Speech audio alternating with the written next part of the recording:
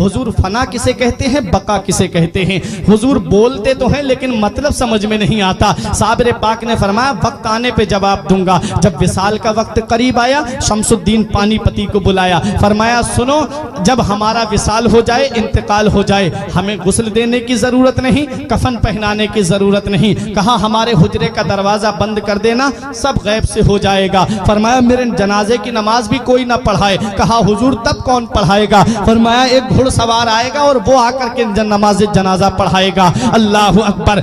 शमसुद्दीन तुरक पानीपती को सारी बातें याद थी। साबिर पाक कलियरी जब इस दुनिया जाहिरी से पर्दा कर गए, हुजरे का दरवाजा बंद कर दिया गया, अंदर से पानी छलकने की आवाज आती रही, अंदर से गुस्ल की आवाज आती रही। थोड़ी देर के बाद जब पानी की आवाज शांत हुई तो दरवाजा खोला, देखा साबिर पाक को गुस्ल दिया हुआ है और आप कफन पहने हुए हैं। अल्लाह अकबर। ये है साबिर पाक कलियरी। अब उसका इंतजार हो रहा है जो नमाज जनाजा पढ़ाएगा। बड़े बड़े औलिया लाइन में लगे हुए हैं, बड़े बड़े औलिया सफ में लगे हुए हैं, अपने वक्त के जय्यद उलमा सफ में लगे हुए हैं, मुरीदीन सफ में बांधे खड़े हुए हैं। शमसुद्दीन पानीपती से किसी ने कहा अरे नमाज जनाजा तो शमसुद्दीन पानीपती ही पढ़ाएंगे, क्योंकि सुबह भी साबिर पाक के साथ में रहे, दोपहर को भी साबिर पाक के साथ में रहे, शाम को भी साबिर पाक के साथ में रहे, खलबत में साबिर पाक के साथ हैं, जलवत में साबिर पाक के साथ हैं, सफर में साबिर पाक के साथ हैं, हजर में साबिर पाक के साथ हैं। हर वक्त साबिर पाक के साथ जो रहे, जिसे साबिर पाक बड़ी मोहब्बत फरमाए, उसे शमसुद्दीन तुरक पानीपती कहते हैं। कहा यही तो नमाज जनाजा पढ़ाएंगे। तब शमसुद्दीन पानीपती ने कहा मैं नमाज जनाजा नहीं पढ़ाऊंगा, बल्कि मेरे पीर का ये कहना है कि एक घुड़सवार आकर के मेरी नमाज जनाजा पढ़ाएगा। हजरात गिरामी, अब इंतजार हो रहा है उस घुड़सवार का। दूर धूल उड़ती हुई नजर आई। जब वो धूल करीब आई तो देखा कि घुड़सवार है, चेहरे पे नकाब पड़ी हुई है, मुसल्ले नमाज जनाजा पे खड़े हुए और नमाज जनाजा पढ़ा करके सवारी पे सवार होकर के जब चलने लगे, और जब घुड़सवार की सवारी थोड़ी बढ़ी, तब शमसुद्दीन तुरक पानीपती ने दामन पकड़ के कहा आपको पता है किसकी नमाज जनाजा पढ़ा के जा रहे हो?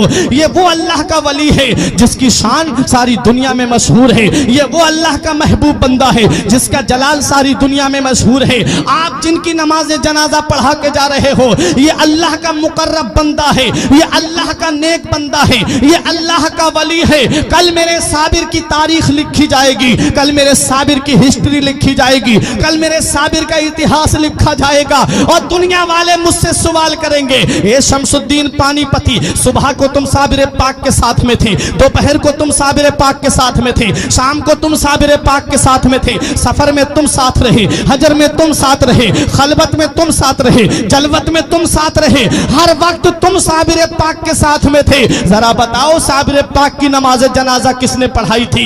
हुजूर मैं उनको क्या जवाब दूंगा? कल जब तारीख लिखने वाले मुझसे सवाल करेंगे साबिर पाक की नमाज जनाजा पढ़ाने वाले का नाम बताओ, जब इतिहास लिखने वाले मुझसे पूछेंगे साबिर पाक की नमाज जनाजा पढ़ाने वाले का नाम बताओ, तब मैं उनको क्या जवाब दूंगा? जब अदीब अपनी अपनी तारीखों में लिखेंगे तब मैं उनको क्या जवाब दूंगा? हुजूर या तो अपना नाम बता दीजिए या चेहरे से नकाब उठा दीजिए ताकि मैं चेहरा देख करके पहचान लूं। तब हम शमसुद्दीन पानीपती के सामने घुड़सवार ने जब चेहरे से नकाब उठाया तो पैरों तले की जमीन निकल गई, आंखें खुली की खुली रह गई। कहा हुजूर मैं ये क्या देख रहा हूँ? हुजूर चारपाई में कौन लेटा है और मेरी निगाहों के सामने कौन खड़ा है? तब मेरे साबिर कलियरी ने जवाब दिया ए शमसुद्दीन तुम भूल गए, तुमने मुझसे पूछा था कि फना किसे कहते हैं और बका किसे कहते हैं। अरे तुमने मुझसे पूछा था कि फना और बका किसे कहते हैं।